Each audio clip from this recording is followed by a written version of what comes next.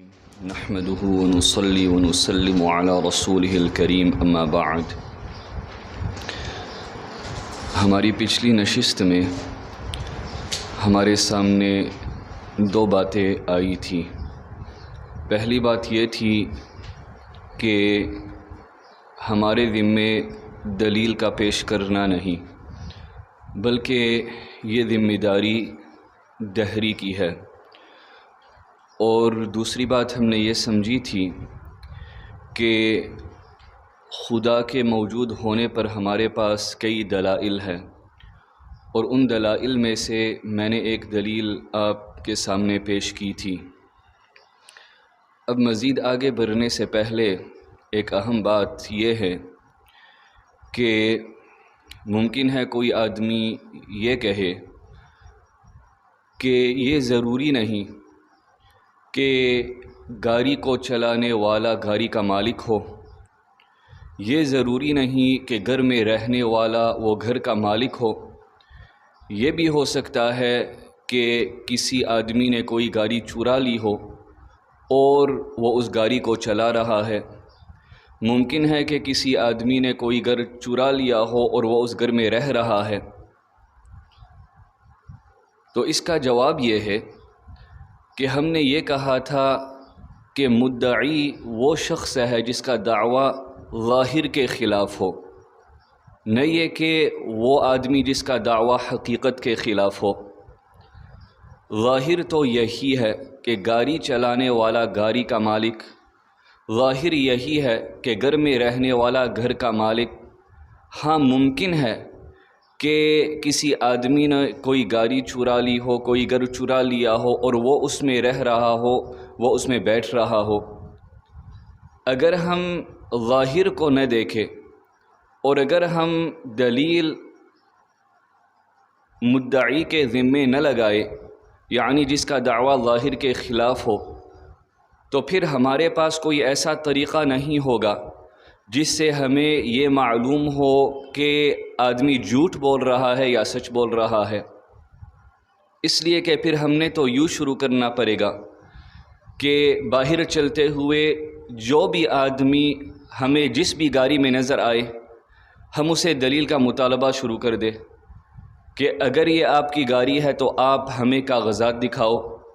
جس گھر سے ہم گزرے تو گھر میں رہنے والے شخص کو ہم یہ کہیں کہ اگر یہ گھر آپ کا ہے تو آپ ہمیں کاغذات دکھاؤ، یہ تو پھر مشکل بات بن جائے گی۔ تو اسی وجہ سے قاعدہ یہی ہے کہ جو بھی آدمی دعویٰ کرے ظاہر کے خلاف تو اس سے دلیل طلب کی جائے گی۔ بعض لوگ یہ کہتے ہیں کہ نہیں، اس زمانے میں دہری موجود ہے، پچھلے زمانے میں بھی موجود تھے۔ تو ہم یہ کہتے ہیں کہ ہم نے اس کا انکار نہیں کیا ہے، ہم نے یہ نہیں کہا کہ دہری لوگ موجود نہیں، ہم یہ کہہ رہے ہیں کہ ان کا وجود ظاہر کے خلاف ہے، اور ان کا یہ نظریہ، ان کا یہ عقیدہ وہ ظاہر کے خلاف ہے۔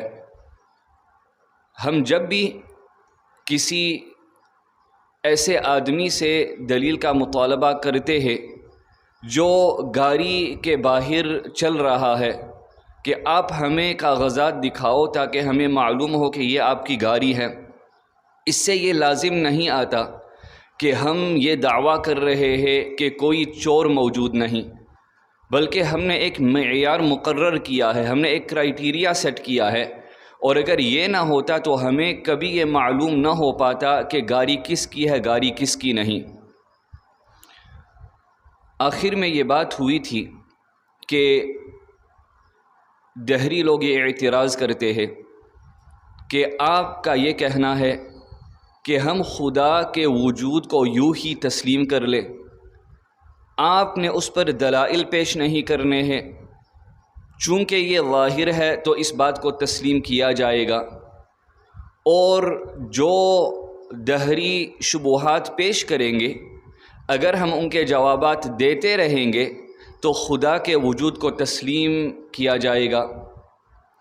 تو اگر کوئی دہری آدمی یہاں پہنچ جائے، وہ یہ کہے کہ آسمان میں کوئی ایسی چیز اڑ رہی ہے جو غیر مادی ہے، جس کا کوئی جسم نہیں، جو ہمارے شعور میں نہیں آ سکتی، تو کیا ہم ان کی اس بات کو مان لیں گے؟ اگر ہم ان کو یہ کہے کہ اس وجہ سے وہ غیر مادی چیز آسمانوں میں نہیں اڑ رہی ہے، تو وہ ان کے جوابات دیتے رہے، تو کیا ہم اس چیز کو تسلیم کر لیں گے؟ ہم کہتے ہیں نہیں، ہم تسلیم کرنے کے لیے قطعاً تیار نہیں۔ تو وہ یہ کہتے ہیں کہ آپ نے خدا کے وجود کو یوں ہی ثابت کیا ہے اور آپ نے خدا کے وجود کو یوں ہی پیش کیا ہے۔ تو ہم جواب میں یہ کہتے ہیں کہ یہ قیاس مع الفارق ہے، یہ دونوں چیزیں بالکل الگ ہے۔ کیوں؟ جب بات آتی ہے اس غیر مادی چیز کی جو آسمان میں اڑ رہی ہے، اس کے وجود پر آثار موجود نہیں۔ اگر ہم ان سے پوچھیں کہ کیا اس غیر مادی چیز کے وجود کے آثار ہے، وہ کہیں گے نہیں، اسی وجہ سے وہ چیز نظر نہیں آتی، اسی وجہ سے کوئی ایسی چیز نہیں جو ہم کو اس کے علم تک پہنچائے۔ تو جو مثال انہوں نے پیش کی ہے وہ ایسی چیز کے وجود کی ہے جس کے آثار نہیں۔ اور جب اللہ تعالیٰ کی بات آتی ہے، خدا کے وجود کی بات آتی ہے، تو سب کو معلوم ہے وَفِي كُلِّ شَيْءٍ لَهُ آیَةٌ تَدُلُّ عَلَىٰ أَنَّهُ وَاحِدٌ، کہ جس بھی چیز پر ہم نظر ڈالتے ہیں تو وہ چیز پکار اٹھتی ہے کہ خدا کا وجود ہے، صرف ایک اللہ سبحانہ و تعالیٰ کی ذات ہے۔ تو اس وجہ سے ہم یہ کہتے ہیں کہ یہ قیاس مع الفارق ہے۔ آپ کی جو مثال پیش کی گئی ہے وہ خدا کے وجود کی طرح نہیں، خدا کے وجود پر آثار بے شمار ہے، جبکہ اس غیر مادی چیز کے آثار موجود نہیں، جسے بطور مثال آپ ہمارے دعوے کو توڑ کے پیش کرنے کے لیے ہمارے سامنے رکھ رہے تھے۔ ایک بات وہ یہ کرتے ہیں کہ جب خدا ہے تو خدا نظر کیوں نہیں آتا، اور ان کا یہ اعتراض سائنس پر مبنی ہے۔ آج کل کے زمانے میں تمام لوگوں نے سائنس کا کلمہ پڑھا ہوا ہے کہ جو چیز ہمیں سائنس کے ذریعے سے سمجھ میں آ جائے گی تو ہم اس کو مان لیں گے، اور جو چیز سائنس سے معلوم نہ ہو تو ہم اس کو مانیں گے نہیں۔ تو ایک دہریے سے میرا مناظرہ ہو رہا تھا، تو اس نے بات شروع کی چاند کے 2 ٹکڑے ہونے پر کہ نبی پاک صلی اللہ علیہ وسلم نے کیا اشارہ فرمایا تھا، اور اس اشارے کے نتیجے میں کیا چاند کے 2 ٹکڑے ہوئے تھے یا نہیں۔ تو میں نے کہا کہ ہوئے تھے۔ تو اس نے یہ کہا کہ آپ سائنس کے ذریعے سے یہ بات مجھے ثابت کر دو تو میں اس بات کو مان لوں گا۔ میں نے اس سے پہلے یہ بات کہی کہ یہ چاند کے 2 ٹکڑے ہونا یہ ایک ایسی بات نہیں جسے ہم تسلیم نہ کریں، بلکہ عقلاً ہم معجزات کو سمجھ سکتے ہیں۔ ایک ہے معجزے کا کنسیپٹ، یعنی معجزہ کیا چیز ہے، ہم عقل کے ذریعے سے معجزے کو سمجھ سکتے ہیں، لیکن جو انفرادی معجزات ہے تو ہم ان کو اس وجہ سے سمجھ نہیں پاتے، اس لیے کہ معجزہ اعجازن سے آتا ہے، اور اعجازن کا معنی ہے کسی آدمی کو، کسی شخص کو بے بس کر دینا۔ میں نے کہا کہ اگر کوئی معجزہ ہمیں عملی طور پر بے بس کر دے، یہ آدھا معجزہ ہوا۔ اگر وہ ہمیں عملی طور پر بے بس کر دے اور ساتھ میں ہمیں عقلی طور پر بھی بے بس کر دے، یہ کامل معجزہ ہوا۔ تو میں نے کہا معجزہ وہی ہوتا ہے جو ہمارے عقل میں نہیں آتا، اور معجزہ ہم عقلی طور پر کیسے سمجھ سکتے ہیں؟ میں ایک ضعیف انسان ہوں، وخلق الانسان ضعیفا۔ ہم ضعیف ہوتے ہوئے جب کوئی قاعدہ بناتے ہیں، ہمارے پاس اتنی قوت موجود ہوتی ہے کہ ہم اس قاعدے میں تخصیص کریں، ہم اس سے استثناء کریں۔ مثلا میں کچھ لوگوں کو یہ کہوں کہ آج 5 بجے سب نے پانی پینا ہے، یہ میں نے ایک قاعدہ سامنے رکھ دیا۔ اب میرے ضعف کے باوجود وخلق الانسان ضعیفا میں اس سے تخصیص کر سکتا ہوں کہ فلاں آدمی وہ 5 بجے پانی نہیں پیے گا۔ معجزہ حقیقت میں یہی ہے کہ اللہ تعالیٰ ایک قاعدہ مقرر فرماتے ہیں جس کے موافق تمام چیزیں چلتی ہے، اور اللہ تعالیٰ پھر اس قاعدے میں تخصیص کر دیتے ہیں۔ مثال کے طور پر عام قاعدہ یہ ہے کہ آگ جلاتی ہے، لیکن جب ابراہیم علیہ السلام کی باری آئی، قلنا یا نار کونی بردا وسلاما علی ابراہیم، اللہ تعالیٰ نے آگ سے وہ تأثیر نکال دی، تو یہ معجزہ بنا۔ جب آدمی عموماً سفر کرتا ہے تو سفر کی مسافت جتنی لمبی ہوتی ہے تو اس سفر کا وقت بھی اتنا لمبا ہوتا ہے، یہ قاعدہ ہے۔ لیکن جب نبی پاک صلی اللہ علیہ وسلم نے معراج کا سفر فرمایا تو اللہ تعالیٰ نے اس سے تخصیص کر دی۔ اگر ہم اپنے ضعف کے باوجود اپنے مقرر کیے ہوئے قاعدے سے تخصیص کر سکتے ہیں تو اللہ تعالیٰ قادر مطلق ہوتے ہوئے معجزے پر قادر کیوں نہیں ہے؟ تو میں نے اس کو یہ بات سمجھائی۔ پھر میں نے اس سے پوچھا کہ آپ کو اعتراض کیا ہے؟ اس نے یہ کہا کہ اگر چاند 2 ٹکڑے ہوا تو اسے کتنے لوگوں نے دیکھا ہے؟ چاند تو پوری دنیا میں ہے، یہ نہیں کہ چاند ایک جگہ میں ہے دوسری جگہوں، چاند پوری دنیا میں ہے۔ اگر نبی پاک صلی اللہ علیہ وسلم نے چاند کے 2 ٹکڑے کیے تھے تو کتنے لوگوں نے کتنی جگہوں سے اس بات کو بیان کیا ہے؟ میں نے اس آدمی سے یہ کہا کہ دو ٹکڑے چاند کے ہوئے یا سورج کے؟ اس نے کہا چاند کے۔ میں نے کہا چاند دن کے وقت نکلتا ہے یا رات کے وقت؟ اس نے کہا رات کے وقت۔ میں نے کہا رات کے وقت لوگ بیدار رہتے ہیں یا سو جاتے ہیں؟ اس نے کہا سو جاتے ہیں۔ میں نے کہا کہ اکثر لوگ ویسے سو رہے تھے۔ پھر میں نے اس سے آگے یہ پوچھا کہ اکثر لوگ سو رہے تھے، جو بیدار تھے تو کیا وہ اپنے کام کاج اوپر دیکھ کر رہے تھے یا جو کام کر رہے تھے ان کی توجہ اسی طرف تھی؟ تو میں نے اسے مثال پیش کی کہ مثلا میں رات کے وقت کسی کام کے لیے نکلوں اور گاڑی میں سفر کر رہا ہوں، تو کیا سفر کرتے ہوئے میں اوپر دیکھتے ہوئے گاڑی چلاؤں گا یا سامنے دیکھتے ہوئے؟ اس نے کہا سامنے دیکھتے ہوئے۔ تو میں نے کہا جو لوگ بیدار تھے رات کے وقت وہ اپنے کام کاج کرتے ہوئے سامنے آگے پیچھے دیکھ رہے تھے، وہ اوپر نہیں دیکھ رہے تھے، یہ اور لوگ کم ہو گئے۔ میں نے کہا کہ وہ لوگ جو اوپر بھی دیکھ رہے تھے جہاں کے ہی تھے، تو ہمیں موسم کا کیسے علم ہے؟ ممکن ہے کہ کلاؤڈز ہوئے ہو، ممکن ہے کہ چاند صاف نظر نہیں آ رہا تھا، تو یہ اور لوگ پھر نکل گئے۔ میں نے کہا یہی وجہ ہے کہ یہ معجزہ بالخصوص ان لوگوں کے لیے تھا جنہوں نے نبی پاک صلی اللہ علیہ وسلم سے یہ مطالبہ کیا تھا، انہوں نے معجزہ دیکھ لیا، آپ کے لیے وہ معجزہ ہے ہی نہیں۔ میں نے کہا ہمارے لیے معجزہ قرآن کریم کا معجزہ ہے۔ میں آپ سے یہ نہیں کہوں گا کہ آپ مسلمان بن جاؤ اس لیے کہ نبی پاک صلی اللہ علیہ وسلم نے چاند کے 2 ٹکڑے کیے تھے۔ میں آپ سے یہ نہیں کہوں گا کہ آپ مسلمان بن جاؤ اس لیے کہ نبی پاک صلی اللہ علیہ وسلم نے معراج کا سفر کیا تھا، بلکہ میں آپ کو یہ کہوں گا کہ آپ مسلمان بن جاؤ اس لیے کہ ہمارے سامنے فی الحال قرآن کریم کا معجزہ ہے، اور یہ معجزہ آخرت تک رہے گا۔ اور یہی وجہ ہے کہ نبی پاک صلی اللہ علیہ وسلم کے تمام معجزات کے باوجود قرآن کریم میں صرف چیلنج اور تحدی قرآن کریم والے معجزے کے بارے میں موجود ہے۔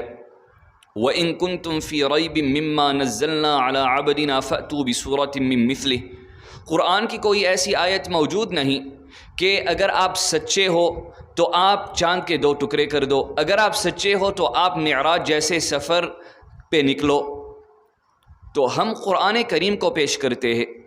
تو میں نے اس سے کہا کہ کیا آپ صرف ان باتوں کو مانتے ہو جو سائنس کے ذریعے سے معلوم ہوتی ہے؟ تو اس نے کہا جی، اسی وجہ سے اگر آپ یہ معجزہ سائنس کے ذریعے سے مجھے سمجھا دو گے تو میں اس کا قائل ہو جاؤں گا۔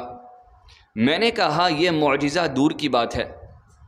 میں نے اس سے کہا کہ میں آپ کے سامنے بہت سے ایسے معاملات پیش کر سکتا ہوں جن کو آپ مانتے ہو لیکن سائنس کے ذریعے سے آپ ان نتیجوں تک نہیں پہنچ پاتے۔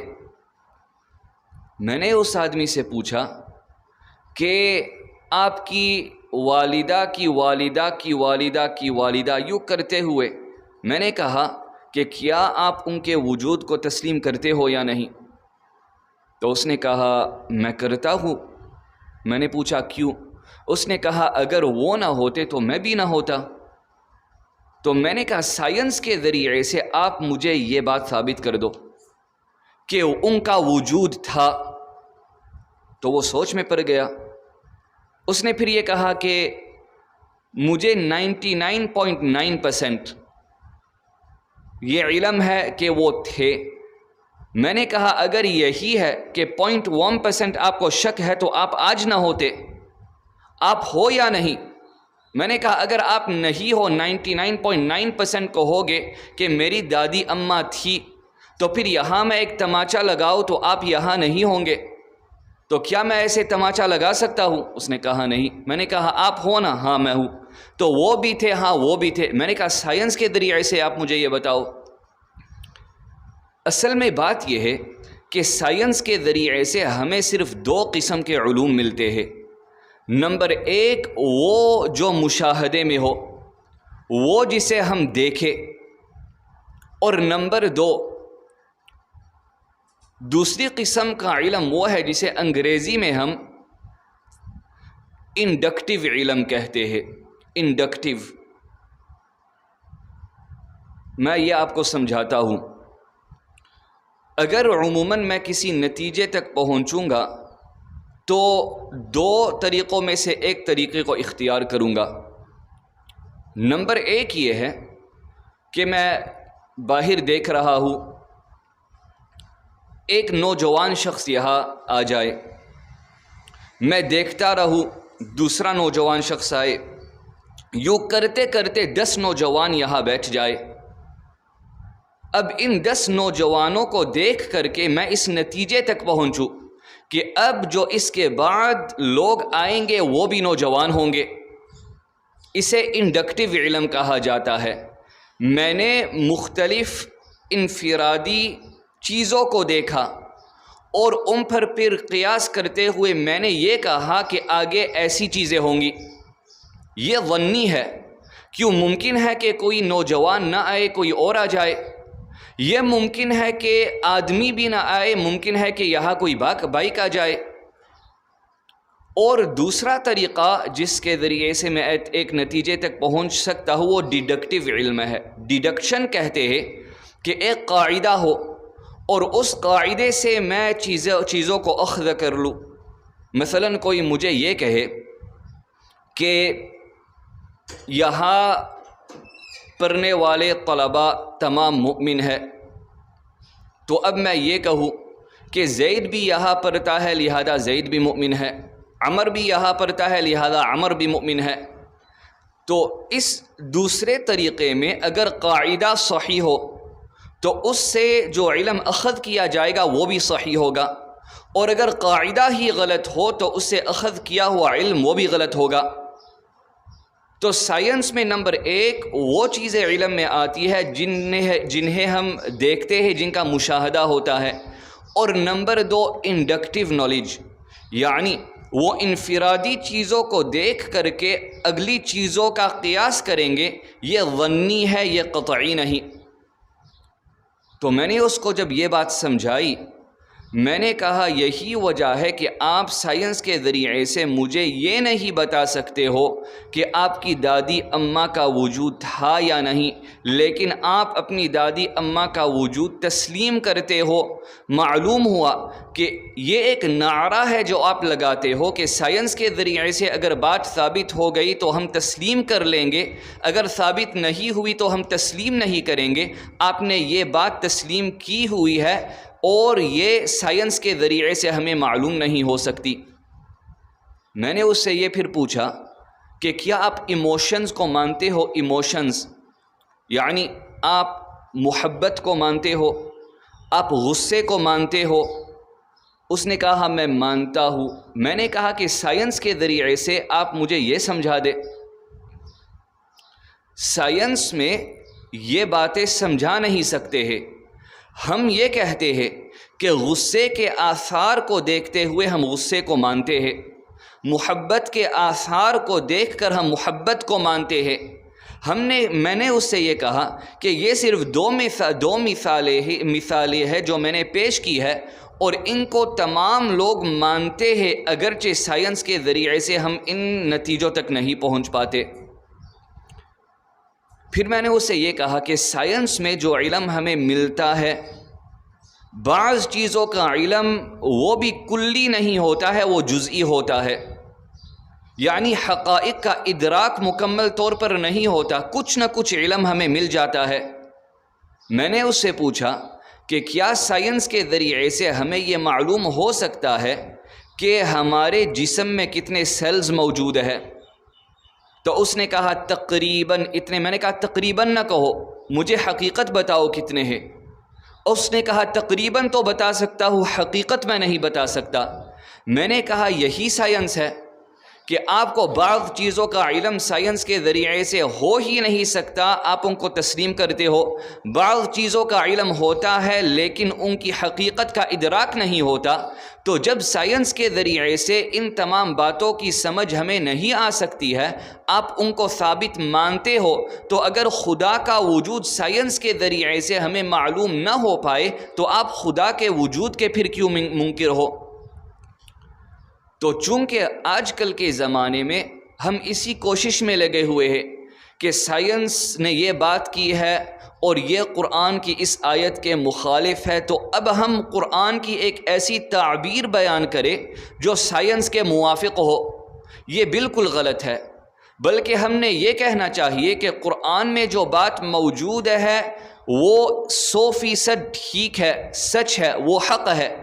اور فی الحال اگر سائنس اس نتیجے تک پہنچی نہیں، اس میں کوئی حرج نہیں ہے. کیوں؟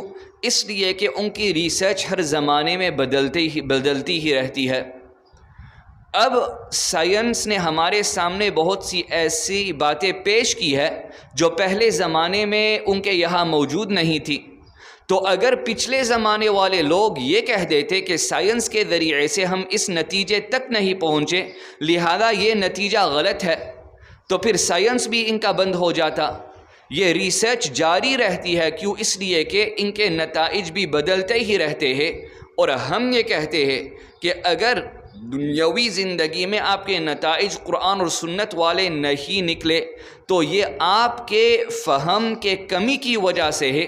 آخرت میں جا کر کے ہم سب کو معلوم ہو جائے گا کہ دنیا میں جو قرآن اور سنت ہمارے سامنے موجود تھے ان میں ہر چیز حق کی تھی، ان میں ہر چیز سچ کی تھی. تو یہ خدا کے وجود کے بارے میں وہ یہ کہتے ہم دیکھ نہیں پاتے. تو میں یہ کہتا ہوں کہ خدا ایسے ہی ہونا چاہیے تھا جو ہمیں نظر نہ آئے. اگر خدا ہمیں نظر آتا تب ہمیں اشکال ہوتا. میں اس کو ایک مثال کے ذریعے سے سمجھاتا ہوں. یہاں ہم کلاس میں بیٹھے ہوئے ہیں، اگر استاد محترم ہمارے ساتھ کلاس میں موجود ہو تو ہم تمام طلباء بس کام میں لگے رہیں گے. اس میں یہ امتحان نہیں ہوگا کہ صحیح معنوں میں طالب علم کون ہے اور کون نہیں. جب استاد محترم ہماری نگاہوں سے کچھ دور ہو جائیں گے اس وقت امتحان شروع ہو جائے گا کہ استاد کے نظر نہ آتے ہوئے جو طلباء اپنے کام کو جاری رکھتے ہیں وہ حقیقی طلباء ہیں، اور جو طلباء استاد کے کہیں دور جانے پر یعنی نظر نہ آنے پر اپنے کام کو چھوڑ دیتے ہیں تو وہ حقیقی طلباء نہیں ہے.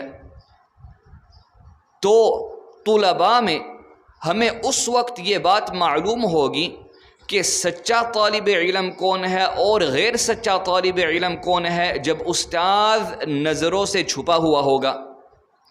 یوں ہی اگر اللہ تعالی ہمیں نظر آتے تو فَمِنْكُمْ كَافِرُ وَمِنْكُمْ مُؤْمِنُ والا معاملہ نہ ہوتا. خدا نظر آ جاتے تو جیسا کہ استاد کے نظر آنے پر تمام طلباء اچھے طلباء بن جاتے ہیں، یوں ہی خدا کے نظر آنے پر تمام انسان مؤمن ہو جاتے، دنیاوی امتحان ہی نہ ہوتا۔ اللہ تعالیٰ نے اپنی ذات کو ہم سے اس وجہ سے مخفی رکھا ہے تاکہ ہماری دنیاوی زندگی کا امتحان حقیقی معنوں میں امتحان ہو۔ لِيَبْلُوَكُمْ أَيُّكُمْ أَحْسَنُ عَمَلًا۔ جب ہم خدا کو نہ دیکھتے ہوئے اللہ تعالیٰ کی عبادت کریں گے، اچھے اعمال کریں گے، تو آخرت میں پھر اللہ سبحانہ و تعالیٰ اس پر ہمیں اجر بھی نصیب فرمائیں گے۔ تو میں یہ کہتا ہوں کہ دنیاوی زندگی کے حقیقی امتحان ہونے کے لیے خدا نے اپنے آپ کو ہم سے چھپایا رکھا ہے۔ اگر خدا ہمیں نظر آتا تب ہمیں اشکال ہونا چاہیے تھا۔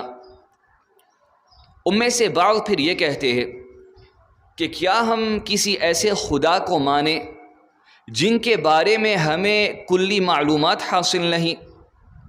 ہم یہ کہتے ہیں کہ خدا کی ذات کے بارے میں غور و فکر نہ کرو، اللہ تعالیٰ کی صفات کو دیکھو اور ان صفات کے ذریعے سے اللہ تعالیٰ کو پہچانو۔ تو وہ یہ کہتے ہیں کہ یہ کیسا خدا ہے اور ہم اس خدا کو خدا کیسے مانیں جب ہم اس کو سمجھ ہی نہیں سکتے ہیں، ہمیں اس کے بارے میں کلیتاً علم موجود نہیں۔ اگر ہوتا تب ہم مانتے، جب ہے ہی نہیں تو پھر ہم کیوں مانیں؟ جواب میں ہم یہ کہتے ہیں کہ دنیاوی زندگی میں ہمارے سامنے، یا میں یہ کہوں کہ اللہ تعالیٰ کے علاوہ جو بھی موجود ہے وہ ممکن الوجود ہے۔ تو یہ دو اصطلاح ہے، نمبر 1 واجب الوجود اور نمبر 2 ممکن الوجود۔ واجب الوجود کا معنی یہ ہے کہ ایک ایسی ذات ہو کہ اس کا ہونا ضروری ہو، اس کا عدم متصور نہیں ہو سکتا ہے، اور ممکن الوجود وہ وجود ہے کہ اس کا نہ ہونا ممکن ہو۔ تو اللہ تعالیٰ کے علاوہ تمام وجود وہ ممکن ہے، صرف اللہ تعالیٰ کا وجود واجب ہے۔ تو جب ہم کسی ممکن الوجود کے بارے میں صرف ان کا تعارف سن لیتے ہیں، ان کے تعارف کی بنیاد پر ہم ان کو تسلیم کر لیتے ہیں، اگرچہ ہمارے سامنے ان کے بارے میں تمام معلومات نہ آئے۔ کوئی یہاں آ جائے اور وہ ہمیں یہ کہے کہ میرا ایک دوست ہے، ہم کہیں گے کہ کون ہے، کیسا ہے؟ تو وہ اس دوست کا تعارف شروع کر دے کہ وہ دوست ایسے ہے کہ اس کی ایک بزنس ہے، اس کا کاروبار ہے، اور وہ خود اس کاروبار میں کام کرتا ہے، اس نے اپنے ساتھ کسی اور کو نہیں رکھا ہے، اور وہ اتنا مالدار ہے کہ وہ اپنے انکم کے اعتبار سے بے نیاز ہے۔ وہ ہمیں اس دوست کے والد کا نام بھی بتا دے، اس دوست کے بچوں کا نام بھی بتا دے، اور پھر اخیر میں یہ ہمیں کہے کہ اس جیسا کاروباری شخص، اس جیسا بزنس مین پوری دنیا میں موجود نہیں۔ ہم اس تعارف کو سن کر کے اس کے دوست کے وجود کو تسلیم کر لیں گے۔ ہم اسے یہ نہیں کہیں گے کہ ہم اس کو مانتے ہیں ہی نہیں، اس کا وجود ہے ہی نہیں۔ اس تعارف کی وجہ سے، اور یہ تعارف کس کا ہو رہا ہے؟ اس شخص کا جس کا وجود ممکن ہے۔ ہم ممکن الوجود کے محض تعارف کی وجہ سے اس کی ذات کو تسلیم کر لیتے ہیں۔ ہم یہ کہتے ہیں کہ اس جیسا تعارف اللہ تعالیٰ نے قرآن کریم میں اپنا بیان کیا ہے۔ جب آپ کسی ممکن الوجود شخص ذات کو تسلیم کرتے ہو ایسے تعارف کی وجہ سے، تو یہ واجب الوجود ہے۔ اگر اس کا تعارف نہ بھی ہوتا تب بھی اس کو تسلیم کر لیا جاتا۔ جب ایسا تعارف ان کا موجود ہے تو ان کو بھی ہم نے تسلیم کرنا چاہیے۔ اللہ تعالیٰ فرماتے ہیں قل هو اللہ احد، اللہ تعالیٰ ایک ہی ہے۔ وہ جو بزنس مین تھا وہ بھی ایک تھا اکیلے اپنے بزنس میں۔ اللہ الصمد، وہ انکم کے اعتبار سے بے نیاز تھا، بہت مالدار تھا۔ اللہ تعالیٰ فرماتے ہیں میں بے نیاز ہوں، میں صمد ہوں، لم یلد ولم یولد۔ اللہ تعالیٰ ہمیں یہ تعارف میں بتاتے ہیں کہ میرے والدین نہیں، میرے بچے نہیں، کسی نے مجھے جنا نہیں، نہ میں نے کسی کو جنا ہے۔ وہاں مثال میں ہمیں ان صاحب کے والد کا نام بتلا دیا تھا، ان کے بچوں کا نام بتلا دیا تھا۔ پھر اللہ تعالیٰ فرماتے ہیں وَلَمْ يَكُنْ لَهُ كُفُوًا أَحَدٌ، اللہ تعالیٰ کے برابر کوئی نہیں۔ اس نے ہمیں دوست کے بارے میں بتا دیا تھا کہ اس جیسا کاروباری یعنی بزنس مین نہیں۔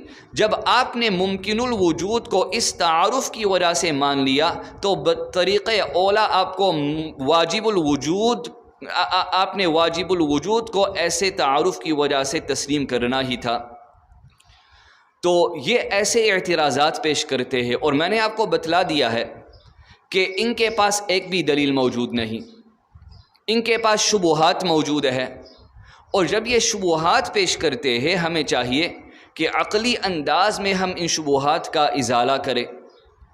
اگر ان کے سامنے ہم فوراً یہ کہہ دیں کہ قرآن کریم میں اللہ تعالیٰ نے فرمایا ہے کہ قُلْ هُوَ اللَّهُ أَحَدٌ وَإِلَٰهُكُمْ إِلَٰهٌ وَاحِدٌ، وہ اس بات کو تسلیم کرنے کے لیے تیار نہیں ہوں گے، لیکن جب ہم ان کو مثالوں کے ذریعے سے یہ باتیں سمجھا دیں گے، پھر اخیر میں جا کے قرآن کریم کی آیت پیش کریں گے، وہ اس سوچ میں پڑ جائیں گے کہ دیکھو یہ قرآن کتنی عقلی چیز ہے۔ تو یہ خدا کے وجود کے بارے میں چند باتیں تھی۔ ایک اشارہ اخیر میں یہ کر دیتا ہوں کہ میں نے کہا تھا کہ خدا کے وجود پر کئی دلائل موجود ہے۔ ایک دوسری دلیل جو قرآن کریم میں بھی موجود ہے وہ اللہ الصمد ہے۔ پہلی دلیل تھی ام خلقوا من غیر شیء ام هم الخالقون، دوسری ایک دلیل ہے اللہ الصمد۔ صمد کا معنی امام نصفی رحمۃ اللہ علیہ تفسیر المدارک میں فرماتے ہیں الذی لا یحتاج الی احد، خدا کی ذات ایسی ذات ہے کہ وہ کسی کا محتاج نہیں، وَيَحْتَاجُ إِلَيْهِ كُلُّ أَحَدٍ، اور ہر ایک اللہ تعالیٰ کا محتاج ہے۔ ایک دوسری آیت میں ارشاد ہے یا ایھا الناس انتم الفقراء الی اللہ، اے لوگ تم اللہ تعالیٰ کے محتاج ہو، واللہ هو الغنی الحمید، اللہ تعالیٰ بے نیاز قابل تعریف ہے۔ اس وجہ سے ہم یہ کہتے ہیں کہ اللہ تعالیٰ کی ذات بے نیاز ہے، اس کو کسی کی ضرورت نہیں، اور اس کے بالمقابل ہماری ذات ہماری ذوات وہ صمد نہیں بلکہ وہ فقیر ہے، ہم ضرورت میں ہے۔ تو میں فقیر ہوں، میں ضرورت میں ہوں، کس کا؟ کسی اور کا یا کسی اور چیز کا۔ وہ چیز بھی چونکہ غیر اللہ ہے تو وہ بھی محتاج ہے، تو ہر چیز محتاج ہوگی۔ اگر ہم یہ سوال پوچھتے جائے کہ اس کو کس کا احتیاج ہے، اس کو کس کا احتیاج ہے، تو پھر وہی تسلسل دوبارہ لازم آ جائے گا۔ تو اگر یہ احتیاج تسلسل کے ساتھ چلتا جائے اور وہاں کوئی ابتدائی ایسی ذات موجود نہ ہو جو بے نیاز ہو تو ہم آج ہوتے نہیں۔ تو یہی ہے اللہ الصمد، اللہ کی ذات وہ ہے جس کے محتاج تمام لوگ ہیں، اور وہاں احتیاج کا سوال ہی نہیں ہوتا، کیوں؟ اللہ الصمد وہ بے نیاز ہے۔ اگر اللہ تعالیٰ بے نیاز نہ ہوتا، وہ بھی ضرورت مند ہوتا، تو پھر وہ سوال پیچھے ہوتا رہتا اور پھر ہم آج موجود نہیں ہوتے۔ تو قرآن کریم میں یہ باتیں موجود ہے، ہم ان باتوں کو لے کر عقلی انداز میں ان دہری لوگوں کے سامنے پیش کرتے ہیں۔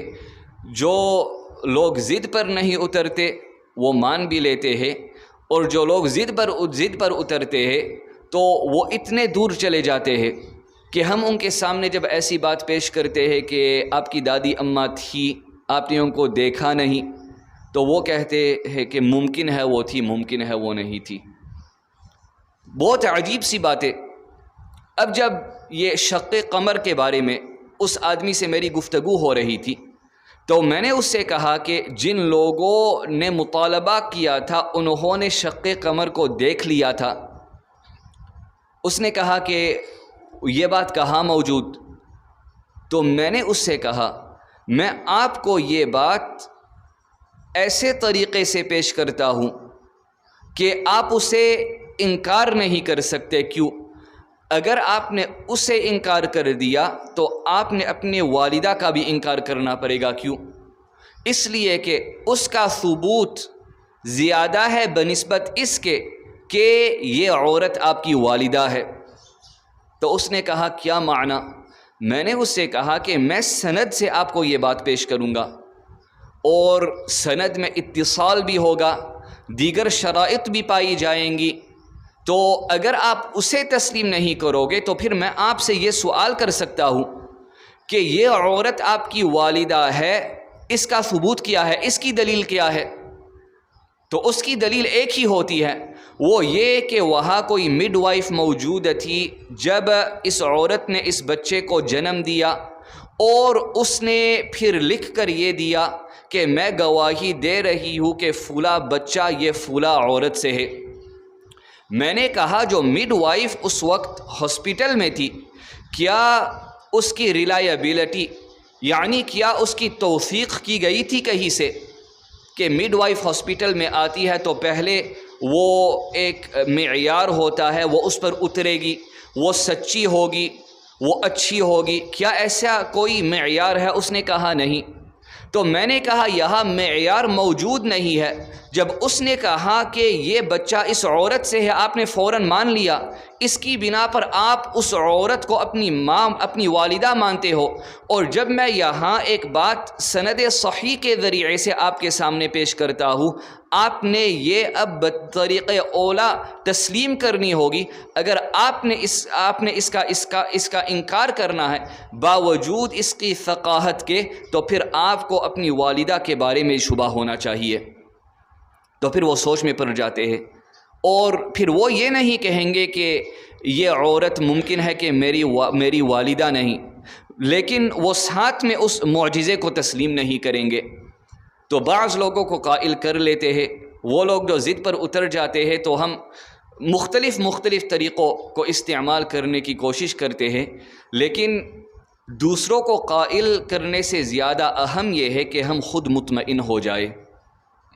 اب ہم دیکھتے ہیں کہ ہم جب عقائد کی کتب پڑھتے ہیں تو بالکل ابتدا میں توحید باری تعالیٰ کی بحث چلتی ہے، لیکن اگر کوئی آدمی ہم سے پوچھے کہ کیا آپ خدا کا وجود ثابت کر سکتے ہو، تو ہم میں سے اکثر خاموش ہو جاتے ہیں. ہم قرآن کریم کو دیکھیں، قرآن کریم میں 3 خاص مضمون ہے، اور ان میں سے پہلا مضمون وہ عقیدے کا مضمون ہے، اور عقیدے میں سر فہرست عقیدہ توحید ہے. اگر عقیدہ ٹھیک نہیں ہوگا فَمَن يَعْمَلْ مِنَ الصَّالِحَاتِ وَهُوَ مُؤْمِنٌ فَلَا كُفْرَانَ لِسَعْيِهِ، ہم جتنے بھی اعمال کرتے جائے تو اللہ تعالیٰ کے یہاں ان کی قدر و قیمت نہیں ہوگی جب تک ہمارا عقیدہ ٹھیک نہیں ہوگا. وہاں لوگ یہ بھی اعتراض کرتے ہیں کہ یہ آدمی مسلمان تو نہیں لیکن کتنا اچھا انسان ہے، یہ صدقات بھی دیتا ہے اور اس کے اخلاق بھی اتنے اچھے ہیں، اس نے اتنے لوگوں کی مدد کی ہے، تو کیا اچھے انسان ہونے کے باوجود بھی یہ آدمی ہمیشہ کے لیے جہنم میں جلے گا؟ تو جب ہمارے حضرات وہاں ایسی بات سنتے ہیں تو ان کے دل میں بھی کچھ رحم آ جاتا ہے کہ یہ کیسے ہو سکتا ہے، اتنا اچھا انسان اور یہ جہنم میں ہمیشہ کے لیے جلے گا. تو خاموش ہو جاتے ہیں.